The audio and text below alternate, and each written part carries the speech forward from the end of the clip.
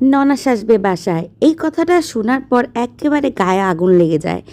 Recently দেখতেছি একটা video প্রচুর পরিমাণে ভাইরাল হচ্ছে যে বলে ননাস আসবে, আর এই কথাটা শুনেই তারপরে যে ভাইয়ের বউ কী যে বাজে রিয়াকশান দেয়। আজকালকার দিনে তো মনে করেন স্কুলের গেটে গেটে ভাবিদের মুখে মুখে শ্বশুরবাড়ি আর ননাসের বদনাম শুনতে শুনতে দিন পার হয়ে যায়। আমার ছেলের স্কুলে আমি যাওয়া বন্ধ করে দিয়েছিলাম স্কুলের গেটে ভাবিদের মুখে বসে বসে এই সমস্ত বদনামের কারণে। তো যাই হোক, আজকে আমার বাসায় কিন্তু ননাস এসেছে, কিন্তু এই ননাস কিন্তু সেই ননাস না। আলহামদুলিল্লাহ, আমার ননাস অনেক ভালো। উনি এতটা জেন্টেল ওম্যান, মাশাল্লাহ, এত বেশি ভালো লাগে ওনার আচরণ। যদিও উনি আসার পরে আমি মন খুলে কথা বলতে পারি না, কারণ হচ্ছে আমার কেন যেন প্রচুর পরিমাণে লজ্জা লাগে। আমি কথা বলবো বলবো করে ঠিক করি, আর এত স্বল্প সময়ের জন্য তার সাথে দেখা হয় যে অত বেশি কথা বলা হয় না। তো ননাস আসবে উপলক্ষে কি বানাবো কি করব কিছুই বুঝতে পারতেছিলাম না। ওর বাবারে বলতেছিলাম যে বাজারে যাও, রান্না বান্না করার জন্য জিনিস নিয়ে আসো। ওর বাবা বলতেছে যে না আপা তো দুপুরে খাবার খাবে না, তুমি বিকালে নাস্তা করো, আপা বিকালবেলা আসবে। তো যাই হোক, আসলে যেরকম বলা সেরকম কাজ। তো চিন্তা করতেছি যেহেতু দুপুরে খাবার খাবে না, তো বিকেলের নাস্তার জন্য কি তৈরি করা যায়। চিন্তা করলাম যে একটু পিঠা বানাই। যে হয় না যে শহরের মানুষ তো আসলে পিঠাটা অত একটা বানায় না বা ভাবে খেতে চায় না, যে একটু পিঠা বানাই। যেহেতু গ্রাম থেকে নারকেল এনেছিলাম, গ্রামের নারিকেলের পিঠা, আর যেহেতু আমার ননাসের মেয়েরা আসবে, তো এই চিন্তা করে একটু পিঠা বানাচ্ছি। আসলে ওরা এটা খেতে পছন্দ করে কি করে না জানি না। আজকালকার বাচ্চারা আসলে অনেক কিছু খায়, আবার অনেক কিছু খায় না। তারপরেও একটু চেষ্টা করতেছি একটু বানানোর জন্য। আসলে আমরা নেগেটিভিটি দিয়ে পুরো চারপাশ ভরিয়ে ফেলেছি। একটুখানি সুখ, একটুখানি আনন্দ, একটুখানি দুঃখ, সব কিছু ভাগ করে নিয়ে যদি আমরা একসাথে মিলেমিশে থাকতে পারি, তাহলেই কিন্তু আমাদের পরিবারটা, চারপাশের মানুষটা সবাই ভালো থাকে, সবাই ভালো থাকে। আসলে আমরা মিলেমিশে থাকতে চাই না। মিলেমিশে থাকাটাই হচ্ছে এখন মনে হয় যেন সবচেয়ে বড় একটা পরীক্ষা আর কি।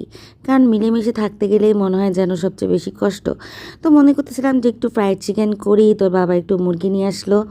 তো আসলে মন খারাপ লাগতেছে কেন জানি, কারণ বাবু কান্না করতেছিল।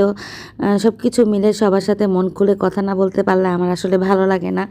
একটা সময় ছিল প্রচুর কম কথা বলতাম, আর এখন হচ্ছে অনেক বেশি কথা না বলতে পারলে ভিতরে শান্তি লাগে না। আর বাসায় গেস্ট আসলে যাই আছে ডাল ভাত নুন দিয়ে যদি একটু মেহমানদারি করা যায়, আর যদি দুঃখ সুখের দু একটা কথা বলা যায়, তাহলে অনেক ভালো লাগে।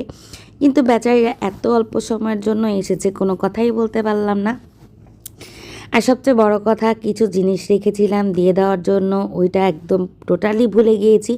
কারণ হচ্ছে ওর বাবা বলেছিল যে মানে আসবে লাস্ট মোমেন্টে, কিন্তু বাবা কাজ থাকার কারণে আপারা চলে গিয়েছে, আর আমি ওনাদের জন্য যে জিনিসটা রেখেছিলাম সেই জিনিসগুলোই দিতে ভুলে গিয়েছি। আচ্ছা যাই হোক, আসলে যেটা রিজিকে নেই সেটা আসলে বলে লাভ নেই। তা আমি একটু একটু করে নাস্তা পানির আয়োজন করতেছি। ভালোবাসার মানুষদের জন্য যত করি ততই কম মনে হয়। কিন্তু এই যে মানে নিজের সামর্থ্য অনুযায়ী যে কোনো কিছু করা বা নিজের সুযোগ অনুযায়ী কোনো কিছু করা, অতটুকুর মধ্যে যতটুকু আপনি করতে পারেন অতটুকুই হচ্ছে আপনার ভালোবাসার মানুষের জন্য সবচেয়ে বড় উপহার।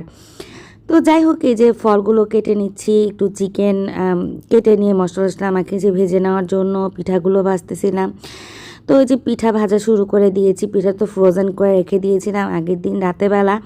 আর হচ্ছে আমার স্পেশাল কাঁচা কলার যে কাবাবটা, ওইটা আমি ভাজবো একটু পরে। তো সব কিছু আসলে ভিডিও করা সম্ভব না। গত 2 দিন ধরে আসলে ঘরের যে ডিপ ক্লিন ওগুলা নিয়ে বিজি আছি, ডিপ ক্লিন করতেছি। আর যখন ডিপ ক্লিন করি তখন প্রচুর পরিমাণে কাজ থাকে। তো চিকেন তো আমি মশলা মাখিয়ে একটু মেরিনেট করে রেখেছিলাম। তারপর হচ্ছে এখন এই যে কর্নফ্লাওয়ার দিয়ে এখন শুধু জাস্ট ভেজে নিব। খাবার যেমনই হোক না কেন, আর যে মানুষটা যে আমাদের বাসায় এসেছে বা উনি যে আমাদেরকে মনে করে দেখতে এসেছে, রক্তের সম্পর্ক থাকলেই যে মানুষ আপন হয়, রক্তের সম্পর্ক থাকলেই যে মানুষ কাছের হয় তা কিন্তু না।